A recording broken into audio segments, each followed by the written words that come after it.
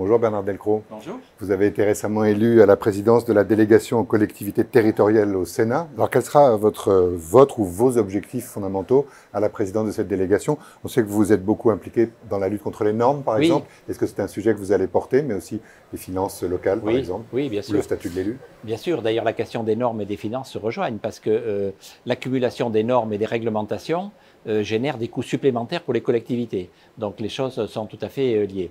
Oui, on va s'attaquer à la question de l'inflation normative.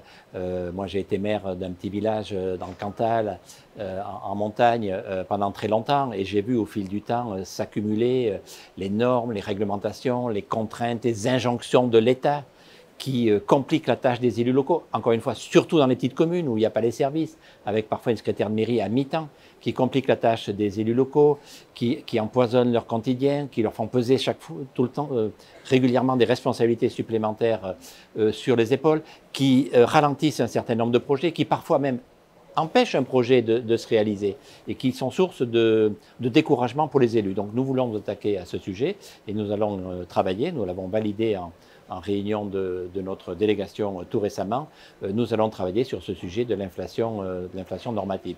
Et puis en parallèle de cela, et ça rejoint la question des finances, on va aussi travailler, ce sont d'autres rapporteurs qui vont travailler sur le sujet, le surcoût engendré pour les collectivités par des mesures particulières collectivités. C'est-à-dire une collectivité qui construit un bâtiment, le coût de ce bâtiment sera supérieur à celui que serait le même bâtiment dans le secteur privé. Donc ce surcoût des bâtiments, c'est un sujet sur lequel, et des constructions en général, c'est un sujet sur lequel on va se pencher aussi. Et puis également sur la question de la commande publique, parce que les procédures de la commande publique sont très compliquées. C'est beaucoup plus facile de faire une construction dans le secteur privé qu'en collectivité. Les procédures se sont alourdies, sont très longues, sont très compliquées, encore une fois, pénalisent les plus petites communes. Et donc, nous allons nous attaquer à ce sujet. On va aussi travailler sur un sujet qui me tient à cœur, qui est celui de l'organisation de la carte scolaire dans les territoires.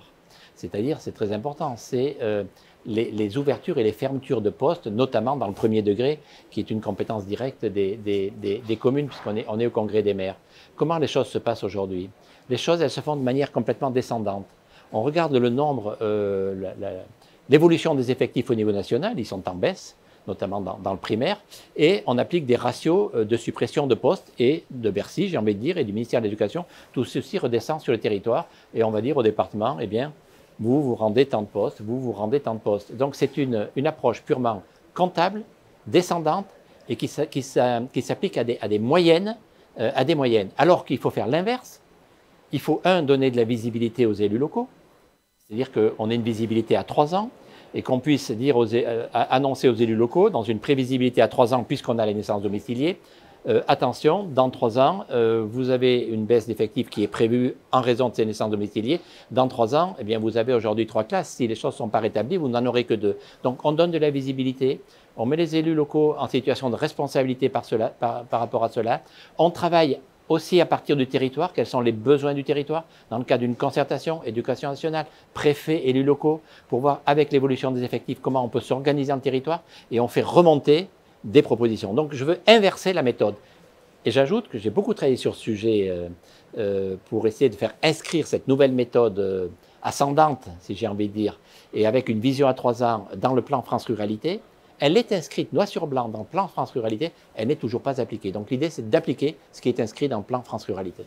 Une dernière question très rapidement. Votre prédécesseuse à la présidence, donc Françoise Gatel, était une farouche partisane des communes nouvelles. Elle a même fait une loi sur ce sujet. Le Sénat a œuvré dans le sens de leur développement. Est-ce que vous allez prendre la suite aussi sur ce sujet des communes? Alors oui, moi je suis ouvert et favorable à la création de communes nouvelles, à condition que ce soit sur la base du volontariat. Et dans l'ensemble des communes nouvelles qui ont été créées, la plupart sont réussies aujourd'hui. Et d'autres ont échoué, ça a été un échec.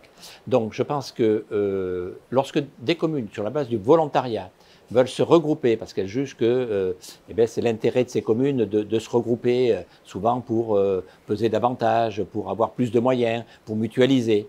Donc moi j'y suis favorable. Si c'est sur la base du volontariat, et en plus si ça fait l'objet vraiment de l'élaboration d'un projet de territoire, d'une large concertation en amont. Parce que les communes nouvelles qui ont échoué, ce sont celles qui ont été créées sans que vraiment on ait travaillé en amont sur le projet, sur l'organisation, sur la mutualisation. Donc oui aux communes nouvelles, sur la base du volontariat. Et attention, le temps qui sera consacré avant pour préparer la création de la commune nouvelle sera un temps qui sera gagné et ne sera pas perdu. Donc attention à la concertation, au projet de territoire, aux mutualisations. Essayez de mettre sur la table tous les sujets pour éviter des déconvenues par la suite. Merci beaucoup.